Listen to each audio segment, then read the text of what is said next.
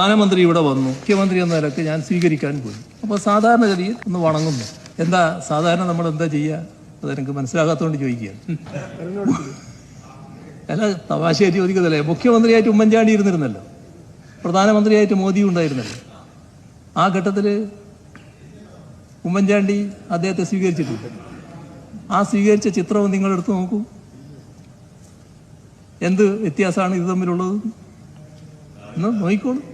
അല്ല, അദ്ദേഹം മരിച്ചുപോയി. അദ്ദേഹം ഉണ്ടായിരുന്നെങ്കിൽ അദ്ദേഹം തന്നെ പറയുമായിരുന്നല്ലോ. അതല്ലല്ലോ, അദ്ദേഹം നിങ്ങൾക്ക് ഏറ്റവും ഒടുവിലുണ്ടായ മുഖ്യമന്ത്രി അദ്ദേഹമാണല്ലോ. അതുകൊണ്ടാണ് ഞാൻ അദ്ദേഹത്തെ പരാമർശിക്കുന്നത്. അദ്ദേഹം സ്വീകരിച്ച രീതി എന്താണ്? ഇനി നിങ്ങളുടെ പരമോന്നത നേതാവാണല്ലോ രാഹുൽ ഗാന്ധി. എന്താ സർ ചെയ്തത്? അവിടുത്തെ സ്വീകരിക്കലായിരുന്നോ? ഏതായിരുന്നു സാഹചര്യം? ഇത് കേരളത്തിലേക്ക് വരുന്ന ഒരു പ്രധാനമന്ത്രിയെ സ്വീകരിക്കാനുള്ള ബാധ്യതയാണ് ഈ കസേരയിലിരിക്കുന്ന ആർക്കായാലും ഉള്ളത്.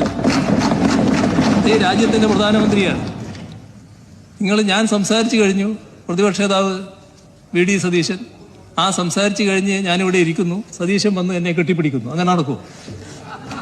അങ്ങനെ നടക്കാറുണ്ടോ സാധാരണ? അപ്പൊ എന്തിനാണ് ഇത്തരം കാര്യങ്ങളൊക്കെ എടുത്തിട്ട് എന്തോ ഒരു ഭയങ്കര കാര്യം? ഞാനെന്തോ ഈ അദ്ദേഹത്തെയൊക്കെ കാണുമ്പോൾ ഇങ്ങനെ മുട്ട് കുറച്ച് പോകുന്ന ഞാൻ ആ കാര്യത്തിലേക്കൊന്നും ഞാനിപ്പോൾ പോകുന്നില്ല.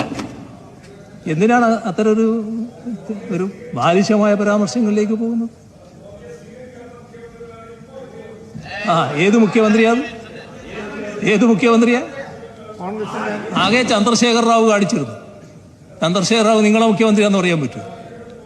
ചന്ദ്രശേഖർ റാവു അവിടെ മുഖ്യമന്ത്രിയായിരിക്കുമ്പോൾ അദ്ദേഹം കാണിച്ചിരുന്നത്, അദ്ദേഹം നിലപാടെടുത്തിരുന്നു.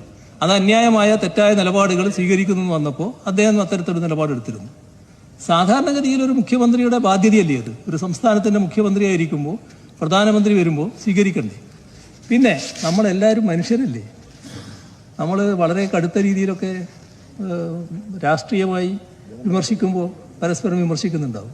പക്ഷെ മനുഷ്യരെന്ന രീതിയിലുള്ള പരസ്പര ബന്ധം ഉണ്ടാവില്ലേ? എൻ്റെ തന്നെ ഒരു അനുഭവം ഉണ്ടല്ലോ. നിങ്ങൾ ഓർത്താ മതിയല്ലോ. ഞാനൊരു ദിവസം ഫ്ലൈറ്റിൽ വരികയാണ് എറണാകുളത്തേക്ക്. എഴുന്നേറ്റപ്പോൾ തൊട്ടു മുന്നിൽ ചപ്പുറത്തായിട്ട് സുധാകരനുണ്ട്.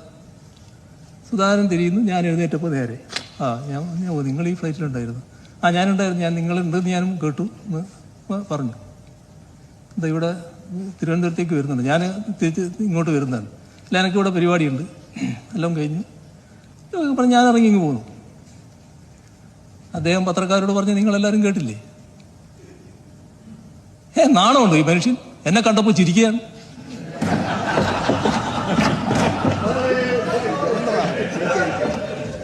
ഞാൻ എന്താ വേണ്ടിയിരുന്നത്? ഞാൻ അയാളെ ഭയന്നിട്ടാണോ? സുധാകരൻ എന്ന നിങ്ങളുടെ നേതാവിനെ ഭയന്നുകൊണ്ടാണോ ഞാൻ അദ്ദേഹത്തോട് ചോദ്യം പറഞ്ഞത്? സാധാരണ ഒരു മര്യാദയില്ല, നമ്മളെല്ലാം ആളുകൾ കാണുകയല്ലേ. സാധാരണ മര്യാദ അനുസരിച്ച് എൻ്റെതായ മര്യാദ ഞാൻ കാണിക്കണ്ടേ? അതല്ലേ എൻ്റെ ഭാഗത്തുനിന്നുണ്ടായത്. അത് ഭയന്നതുകൊണ്ടോ എൻ്റെ മുട്ടിങ്ങനെ അടിച്ചതുകൊണ്ടോ ആണ്? ഇതൊക്കെ നാം തമ്മിൽ സാധാരണഗതിയിൽ കാണിക്കേണ്ട ഒരു മര്യാദയിൽപ്പെട്ടതാണ്. അതാണ് നമ്മൾ മനസ്സിലാക്കേണ്ട കാര്യം.